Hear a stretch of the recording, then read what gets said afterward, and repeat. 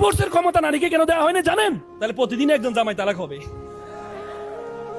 পুরুষরা তো সহজে তালাক দেয় না, দেয়, কিন্তু নারীকে যদি ক্ষমতা দেওয়া হতো প্রতিদিন একজন তালাক হইতো। এবং ঢাকা শহরে একটা জরিপে দেখা গেছে আমাদের রাষ্ট্রীয় আইনে মেয়ে স্বামীকে তালাক দিতে পারে, তার 99% মেয়ে তার স্বামীকে তালাক দিয়েছে। প্রতি মিনিটে 2টা তালাক হয় ঢাকা শহরে, এবং তার 99% হচ্ছে নারী কর্তৃক স্বামী ডিভোর্স। ডিভোর্স দিয়ে ওই দিন আমার কাছে একজন আপা আসছিলেন, এসে আমাকে বলে আমি স্বামীকে ডিভোর্স দিতে চাই। দিতে চান তো এই কারণ স্বামীর এই সমস্যা আমি তো আর জানি। আমি বলি, আপা আমি আপনাকে আপনার ডিভোর্সটা আমি করাবো, কিন্তু 1 সপ্তাহ পরে করাবো। আমি আপনাকে একজনের নাম্বার দিব, আমার ক্লায়েন্ট ছিলেন, উনিও ডিভোর্স দিয়েছিলেন স্বামীকে। ওনার সাথে আপনি 5টা মিনিট বা আধা ঘন্টা পারলে দেখা করে ওনার সাথে একটু কথা বলবেন।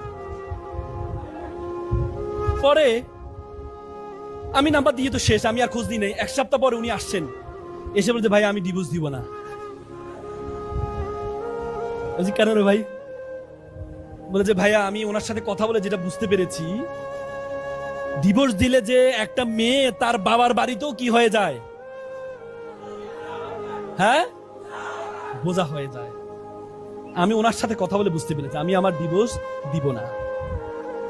নারীরা একটা কথা বলেন, আমাদের এলাকায় একটা কথা বলে, তো আমার জামাই ভালো তার মেয়ের কথা শুনে, আর আমার ছেলে খারাপ তার বউয়ের কথা শুনে। নিজের সাথে আসলে বুঝেন নাই? হ্যাঁ, তার মানে ইসলামের যতগুলো বিধান আল্লাহ তাআলা তো সৃষ্টি করছেন আমাদের আপনাকে, নাকি করে নাই? করছে কিনা? তাহলে আল্লাহ যাকে সৃষ্টি করেছে তার মন মগজ চিন্তা ভাবনা কি আল্লাহ জানে না? জানে না? জানে কিনা? এই জন্য নারীকে ডিভোর্সের ক্ষমতা আল্লাহ তাআলা দেয় নাই। ডিভোর্সের ক্ষমতা আল্লাহ তাআলা দেয় নাই।